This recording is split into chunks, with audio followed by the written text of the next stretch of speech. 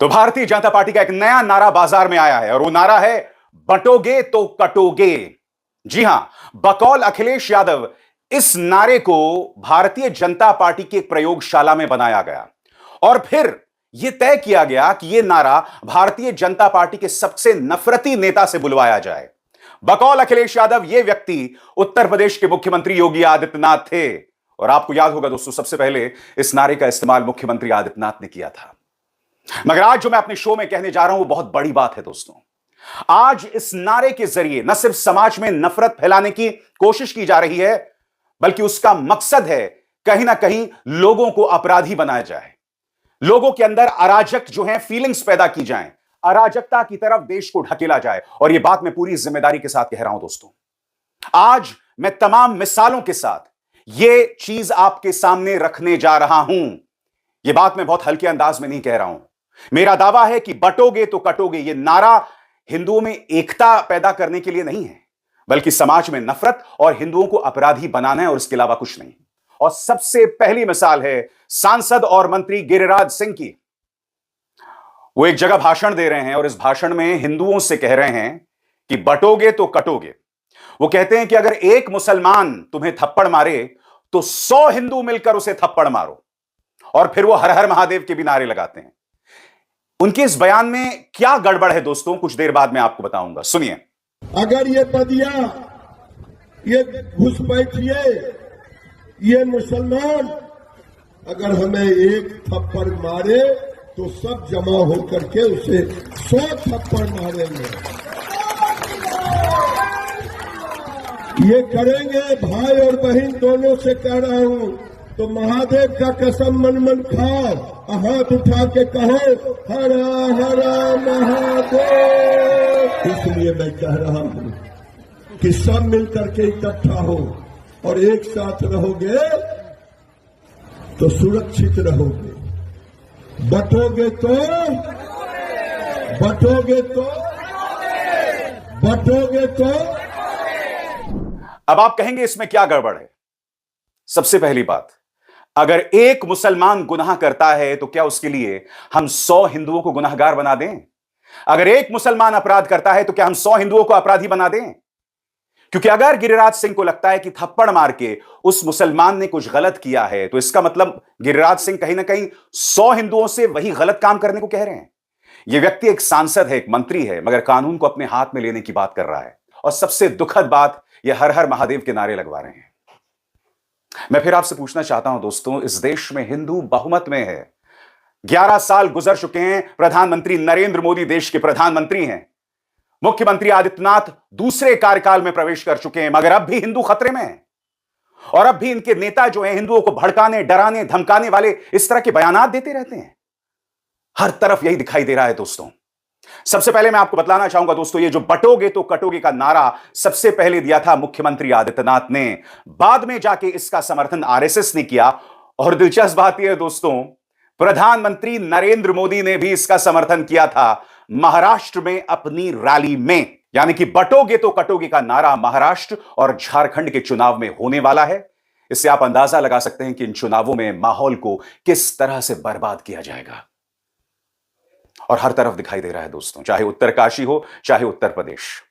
बहराइच की सांप्रदायिक हिंसा को लेकर भारतीय जनता पार्टी पूरी तरह से एक्सपोज हो गई है। जी, वही बहराइच की सांप्रदायिक हिंसा जिसमें राम गोपाल मिश्र नाम का एक शख्स जो है उसे मौत की घाट उतार दिया गया था। इल्जाम लगा था मुसलमानों पर। मगर फिर आपको याद होगा दोस्तों, दैनिक भास्कर का एक स्टिंग ऑपरेशन सामने आता है जिसमें पता चलता है, दो लोग ये दावा करते हैं कि हमें पुलिस ने सिर्फ 2 घंटे की छूट दी थी और अगर उससे ज्यादा का वक्त होता तो हम पूरे महाराजगंज को जला देते। यानी कि माहौल में अराजकता फैलाने में पुलिस दंगाइयों की मदद कर रही थी। और बात वहां नहीं रुकी दोस्तों। जब उन 2 लोगों को गिरफ्तार किया जा चुका है, यानी पुलिस मानती है गुनाह किया, तो क्या पुलिस ने वाकई उन्हें 2 घंटे का वक्त दिया था? और उससे भी बड़ी बात यह मत भूलिए, भारतीय जनता पार्टी विधायक सुरेश्वर सिंह ने खुद भाजपा के कार्यकर्ताओं पर एफआईआर, पुलिस शिकायत दर्ज की थी कि ये लोग मेरे बेटे को मार देना चाहते थे, भीड़ मेरे बेटे को मार देना चाहती थी।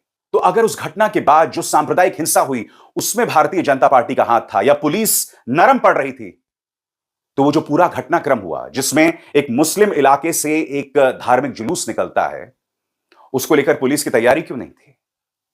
बताइए। 4 पुलिस वाले तैनात होते तो क्या आपको लगता है हालात यहां तक पहुंचते? हालात किस कदर बद से बदतर हो गए हैं दोस्तों। पत्रकार सचिन गुप्ता ने यह वीडियो पेश किया है। बहराइच हिंसा का वीडियो सामने आया। डंडेधारी, दंगाई और पुलिस साथ साथ चल रहे हैं। वो रास्ते में खड़ी एक कार को तोड़ देते हैं, फिर उसमें आग लगा देते हैं। देखिए किस तरह से भीड़ जो है तोड़ रही है इस गाड़ी को। और सचिन गुप्ता ने यहां दावा किया है कि साथ में पुलिस भी चल रही थी। अब आप समझें, बटेंगे तो कटेंगे के क्या मायने हैं। हर तरफ यह दिखाई दे रहा है। उत्तर प्रदेश की हालत आप देख रहे हैं। बाराबंकी की एक मस्जिद के सामने मां बहन की गालियां देने वाला एक गाना चलाया जाता है मस्जिद के सामने। चप्पल फेंकी जाती है मस्जिद के सामने। माफ कीजिएगा साहब, इससे धर्म का कद बड़ा नहीं हो रहा। हमारी मां दुर्गा की विदाई हो रही है, उसकी विसर्जन यात्रा है, और उस यात्रा में अश्लील गाने चलाए जाएंगे। क्या यह है भारतीय जनता पार्टी की बटेंगे तो कटेंगे के सोच?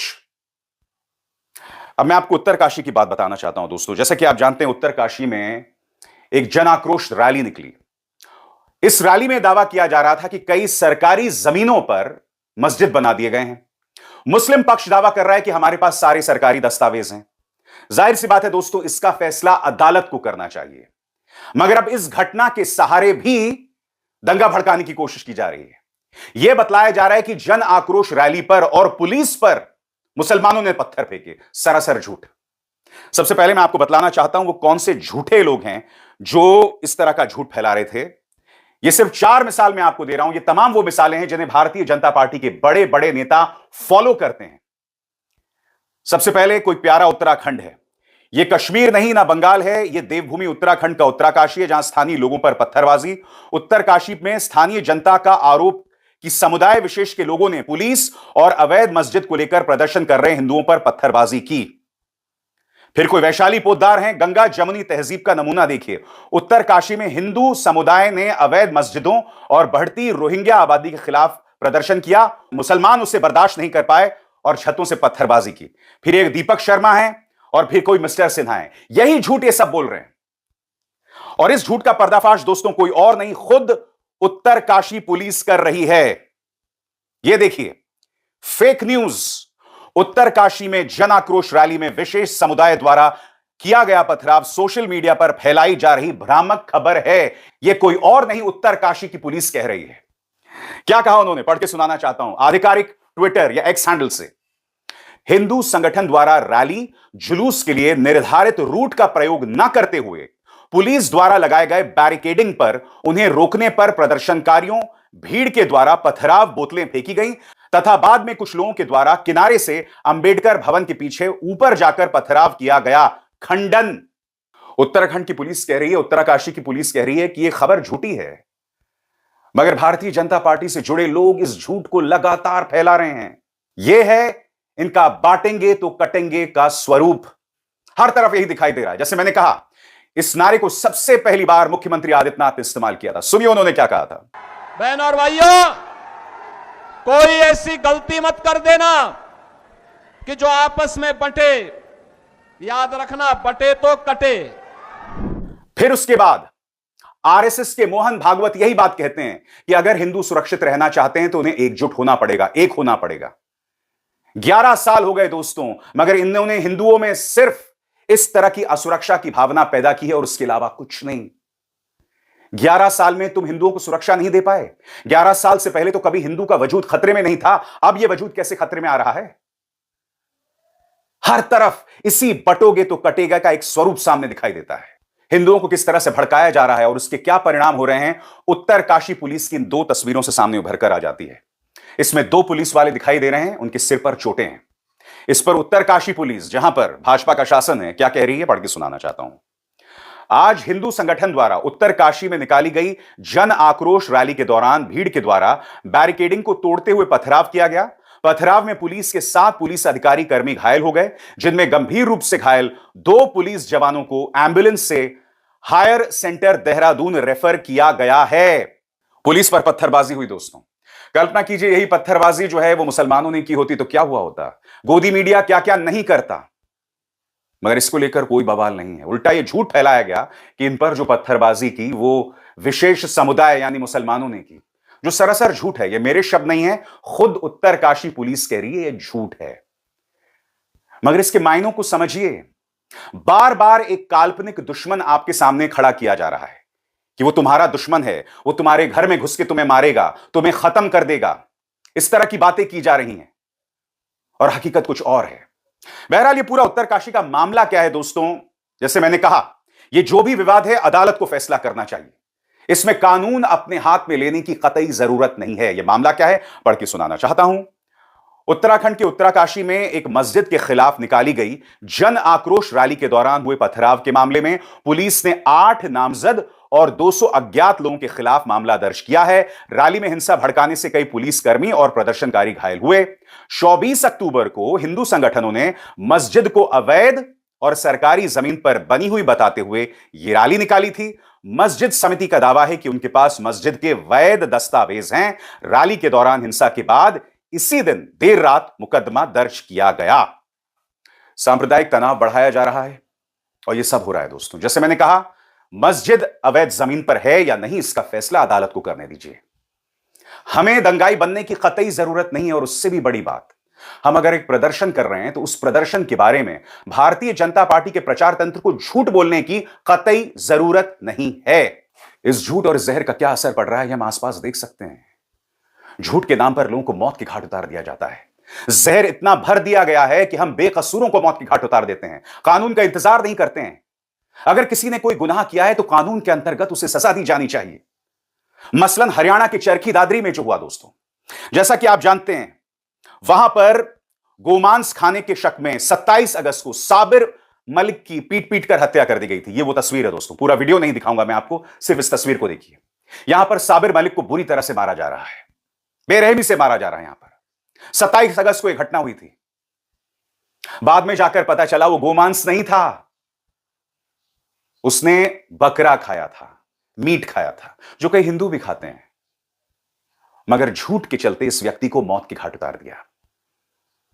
मगर जब हरियाणा के मुख्यमंत्री नायाब सैनी से बात की जाती है तो इस अपराध को सही मायने में संबोधित करने के बजाय वो ये कहते हैं, भाई गाय का मुद्दा बहुत ही संवेदनशील मुद्दा है, उस मुद्दे पर लोग तमाम हदों को पार कर देते हैं।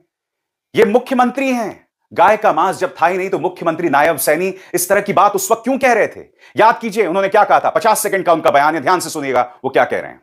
नहीं, देखिए, ऐसा आप नो लिंचिंग का बात, ये इस प्रकार की बातें ठीक नहीं है। हमने क्योंकि गौ माता के संरक्षण के लिए विधानसभा के अंदर भी कड़ा कानून बनाया है और गौ माता के इसके लिए कोई समझौता नहीं है। गांव के अंदर इतनी श्रद्धा गौ माता के प्रति है कि अगर उनको पता चल जाए कि इस प्रकार का ये हालात कर रहे हैं तो गांव के लोग हैं, वो कौन रुकता है फिर उसके अंदर क्या हुआ क्या नहीं हुआ। परंतु मैं ये कहना चाहता हूँ कि इस प्रकार की घटनाएं नहीं होनी चाहिए और ये घटनाएं दुर्भाग्यपूर्ण है। मैं उन लोगों से भी कहना चाहूंगा कि वो इस प्रकार के संसाधनों के अंदर संलिप्त ना हो, उससे बचना चाहिए। यहां पर मुख्यमंत्री नायाब सैनी के बयान में छिपी चालाकी को महसूस कीजिए, नफरत को महसूस कीजिए। साबिर मलिक को मारा गया, गोमांस का शक था, उस वक्त सिर्फ शक था, मगर बावजूद उसके मुख्यमंत्री अपने बयान में गोमांस का जिक्र करते हैं, गाय का जिक्र करते हैं। उन्हें कायदे से इस घटना की आलोचना करनी चाहिए थी और कहना चाहिए था हम इस मामले की जांच कर रहे हैं, और जांच में पता चला गोमांस था ही नहीं। बेवजह साबिर मलिक को मौत के घाट उतार दिया क्योंकि भीड़ के अंदर पिछले 11 सालों से तुम्हारी मीडिया ने इतना जहर भर दिया है कि तुम उसकी पीढ़ी को तो बर्बाद कर ही रहे हो, तुम इस देश को बर्बाद करने में तुले हुए हो। इसलिए मैंने जिक्र किया था गिरिराज सिंह का कि अगर एक मुसलमान थप्पड़ मारे तो उसके जवाब में 100 हिंदू थप्पड़ मारो। यानी कि अगर एक मुसलमान कोई क्राइम करे तो उसकी एवज में तुम 100 हिंदुओं को क्रिमिनल बना दो। तुम उसे नौकरी नहीं दे सकते हो, नौकरी के नाम पर जुमले परोसते हो, नौकरी के नाम पर पकौड़ा बनाने के लिए कहते हो, नाली की गैस से चाय बनाने की बात करते हो। इन नेताओं की हकीकत को समझिए दोस्तों। महाराष्ट्र में चुनाव हो रहे हैं दोस्तों, और मैं आपको भारतीय जनता पार्टी के एक नेता का बयान सुनाना चाहता हूं जो मराठी में है। दोस्तों ये हैं सुजय विखे पाटिल के सहयोगी, उनके करीबी, और यहां पर वो एक महिला नेता के बारे में अश्लील बयान दे रहे हैं। ये भारतीय जनता पार्टी के नेता, उनके सहयोगी हैं दोस्तों। किसके बारे में बयान दे रहे हैं? बयान है बाला साहब थोराट की बेटी डॉक्टर जयश्री और मराठी में दिए गए इस बयान में वो ये कह रहे हैं कि इनका जो बेटा है वो किसका बेटा है, यानी कि डॉक्टर जयश्री के चरित्र पर प्रहार, उनके बेटे के पितृत्व पर सवाल। ये तमाम हदों को पार कर रहे हैं दोस्तों। जी हां, यही चाल चरित्र है भारतीय जनता पार्टी और उनके सहयोगी दलों का। सुनो क्या कहा सुजय विखे पाटिल के इस करीबी ने मंच पर खड़े होकर, और लोग तालियां भी बजा रहे थे। सुनिए। त्यांची कोणती ती काय त्यांची नात का काय ती तर बोलते म्हणतात, माझा बाप सगळ्यांचा बाप, माझा बाप सगळ्यांचाच बाप आहे म्हणे। हिला काही कळत नाही। अरे तुला सुद्धा पोरं कसे झाले प्रश्न आहे।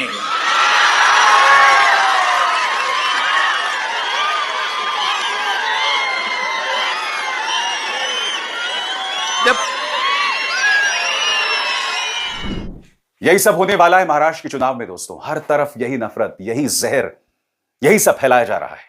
मैं समझना चाहता हूं क्यों।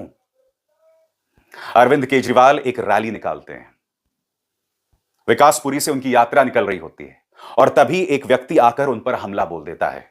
उस व्यक्ति का नाम आपके स्क्रीन पर, बकौल आम आदमी पार्टी नेता संजय सिंह, रोहित सहरावत, यहां पर आप साफ तौर पर देख सकते हैं रोहित सहरावत एक भाजपा का नेता है। इस पर आरोप लगा है अरविंद केजरीवाल पर हमला किया इस व्यक्ति ने। अब मैं आपको एक और वीडियो दिखाता हूं। पुलिस कितने प्यार से रोहित सहरावत से बात कर रही है। एक व्यक्ति ने हमला किया है, पुलिस को कायदे से गिरफ्तार करना चाहिए और थोड़ी मेहमान नवाजी भी करनी चाहिए, मगर नहीं, पुलिस कितने प्यार से बात कर रही है रोहित सहरावत से। देखिए। आप लोग भी सांस नहीं ले पा रहे, आप लोगों की छोड़ो, आप लोगों देते हैं ना, आप लोगों की बातें करते हो मेरे से। अरे भाई आप क्या बात, समाज का यह हश्र बना दिया है। अपराधियों के प्रति पुलिस नरमी दिखाती है, दंगाइयों के साथ पुलिस चलती है। दंगाई ये दावा करते हैं कि पुलिस ने हमें 2 घंटे का वक्त दे दिया था दंगा करने के लिए, और अगर उससे ज्यादा का वक्त मिलता तो हम पूरे महाराजगंज को जला देते। यही तो बटोगे तो कटोगे का सही चेहरा है। इसे समझिए दोस्तों, इसे समझिए, वरना यह आपके आने वाली पीढ़ियों को बर्बाद कर देगा। आज जो मैं आपके सामने बात रख रहा हूं वो आपके भलाई के लिए कह रहा हूं। मैंने बाकायदा सबूतों के साथ प्रमाणित किया कि भारतीय जनता पार्टी की सोच, इनके नेताओं की सोच आपको क्या बना देना चाहती है।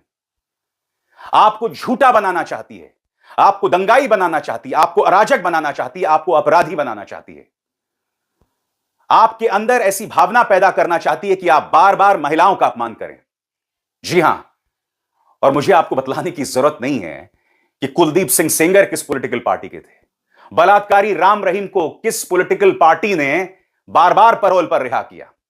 बृजभूषण शरण सिंह के खिलाफ बाकायदा एक चार्जशीट है, मगर आज तक उन्हें गिरफ्तार नहीं किया गया। उनके बेटे को सांसदी की टिकट दे दी गई है।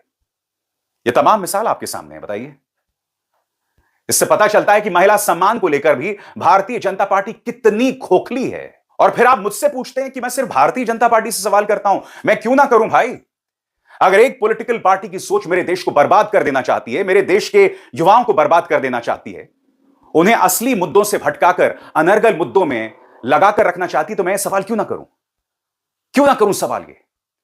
मुझे अपने देश की चिंता है, अपने बच्चों की चिंता है, आपके बच्चों की चिंता है। मैं नहीं जानता हूं कि आपको चिंता है या नहीं। या अब भी मेरे इस कार्यक्रम के बाद आप लोग मेरे ही कमेंट सेक्शन पर जहर उगलने आ जाएंगे। आप जहर उगलते रहिए, मगर मैं सवाल करता रहूंगा, जवाब मांगता रहूंगा।